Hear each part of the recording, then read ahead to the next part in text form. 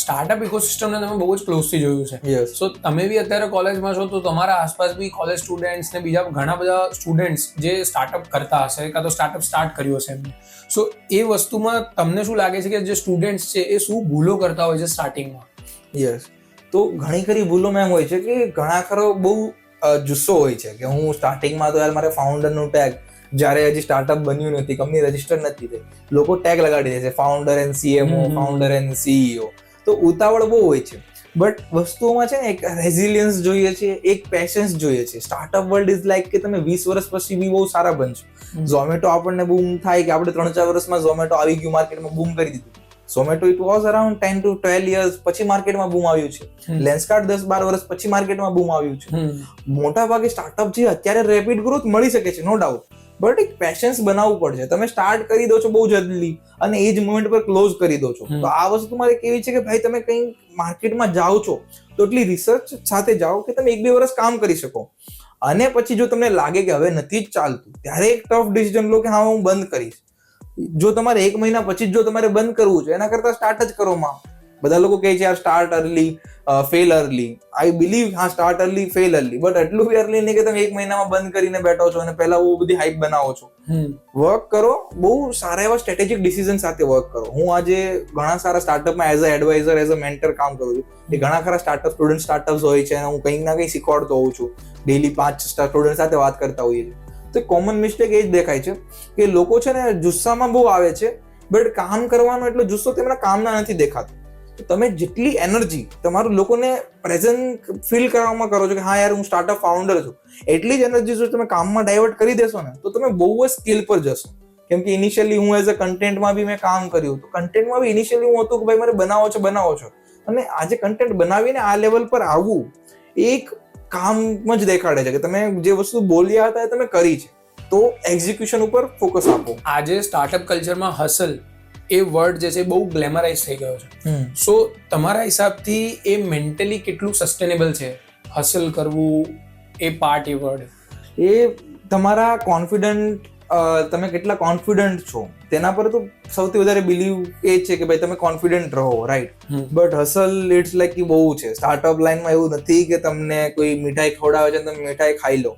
એક મીઠાઈ પહોંચવા માટે તમારે બહુ જ મહેનત કરવી પડે છે. કે તમે એક એવું હોય ને કે તમારી સામે આપણે પેલું જોયું હશે કે ભાઈ તમને કોઈ લાલચ આપે છે કે તમને ખવડાવવા માટે ટ્રાય કરે, આ ભાઈ આ તારી વસ્તુ છે, બટ તે વસ્તુ સુધી પહોંચવા માટે તમને એટલું ખેંચશે, તમારે એટલું દોડવું પડશે, પછી તમે તે મીઠાઈ ખાઈ શકશો. તો ઇટ્સ લાઈક હસલ ગ્લેમરાઇઝ છે, બટ હસલ ઇટ્સ રિયલ કે તમારે બહુ જ મહેનત કરવી પડે છે. ઇનિશિયલી તમને એવું કોઈ નહીં મળે કે ભાઈ મહેનત કર્યા વગર એટલા આગળ પહોંચી ગયા કે મહેનત કર્યા વગર બહુ આગળ વધી ગયા. તમારે મહેનત તો એટ એવરી સ્ટેજ સ્ટાર્ટઅપમાં એવું રહેશે કે ભાઈ હું 3 કલાક બી નથી સૂતો, કે હું 2 કલાકની ક્યારેક 3 કલાકની ઊંઘમાં બી જવું પડે છે. ઇવન ધો I was travelling in Odisha last month, Mumbai. હું લાસ્ટ મંથ 15 દિવસની અંદર 4 સ્ટેટમાં ટ્રાવેલ કર્યું છે. તો વિચાર કરો કે 15 દિવસમાં 4 સ્ટેટ ટ્રાવેલ કરવા કેટલું એક બધું ટફ કામ હોય છે, રાઈટ.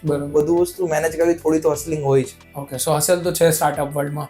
સો અત્યારે ઇન્ડિયામાં અગર જોવા જઈએ તો નેક્સ્ટ 10 યર્સમાં કયા સેક્ટર્સ છે જેમાં વધારે ઓપોર્ચ્યુનિટીઝ ક્રિએટ થશે? એ ભલે સ્ટાર્ટઅપ હોય કે ટ્રેડિશનલ બિઝનેસ હોય, પણ કયા એવા 10 સેક્ટર્સ કાં તો 5 સેક્ટર્સ છે જેમાં નેક્સ્ટ 10 યર્સમાં વધારે ઓપોર્ચ્યુનિટી? સૌથી વધારે તો અત્યારે ટ્રેન્ડિંગ વસ્તુમાં હું કહું કે જ્યાં વસ્તુ એમ્પ્લોયમેન્ટ વધી રહી છે તે વસ્તુ છે બેઝિક કામ.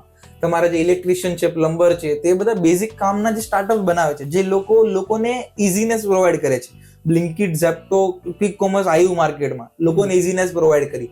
હવે અર્બન કેપ જે કંપનીઓની જોડે બીજી પ્રોન્ટો છે, સ્નેબિટ છે, તે બધી કંપનીઓ બૂમ થઈ રહી છે. તે લોકો જલ્દી થોડા જ સમયમાં આઈ વિલ સે કે $1 બિલિયન કંપની બની જશે. તે લોકોનું ફોકસ શું છે? ઇઝીનેસ પ્રોવાઈડ કરવું. જે તમારી લાઈફમાં ઇઝીનેસ પ્રોવાઈડ કરશે, કે કમ્ફર્ટ આપશે, કે આજે મારે ઘરે સાફ સફાઈની જરૂર છે અને કોઈ 15 મિનિટમાં મારા ઘરે આવીને કોઈ સાફ સફાઈ કરીને ચાલ્યું જાય છે, તો સૌથી વધારે કમ્ફર્ટ ઝોન છે, રાઈટ. તો જે સ્ટાર્ટઅપ તમારી લાઈફમાં કંઈ ના કંઈક લેવલે કમ્ફર્ટ ઝોન પ્રોવાઈડ કરશે તે બહુ સારા એવા સ્કેલેબલ. આમાં સેક્ટર AI બી હતું, અને એવી જ રીતે આ બીજા બધા જે સર્વિસ પ્રોવાઇડિંગ સેક્ટર છે તે બધા બી સેક્ટર છે, અને એજ્યુકેશન સેક્ટર બી ઘણું ખરું બૂમ થશે. બરાબર. સો મતલબ જે જેનઝી ઓડિયન્સને કાં તો જે જેનઝી જનરેશનને જે લોકો કમ્ફર્ટ પ્રોવાઈડ કરશે, એમની લાઈફ ઈઝી કરશે, એ લોકોને એ સેક્ટર્સ વધારે બૂમ થશે. Yes, exactly. બરાબર. સો અત્યારે મોસ્ટલી જે આ સ્ટાર્ટઅપ્સમાં ને એમાં જે ફાઉન્ડર્સ હોય છે બધા જ જેનઝી જનરેશનના હોય છે. તો જેનઝી જનરેશનમાં ઘણા ફાઉન્ડર્સ ફેલિયરના કારણસર એ લોકો સ્ટાર્ટઅપ સ્ટાર્ટ જ નથી કરતા. સો એમને તમારું શું એડવાઇસ છે કે ફેલિયરના ડરથી સ્ટાર્ટ ના કરવું જોઈએ કે શું કરવું? જો તમે એક જ એડવાઇસ છે, જો તમે કંઈ નથી કરી રહ્યા તો તમે એટલીસ્ટ 0 ના લેવલ પર જ છો.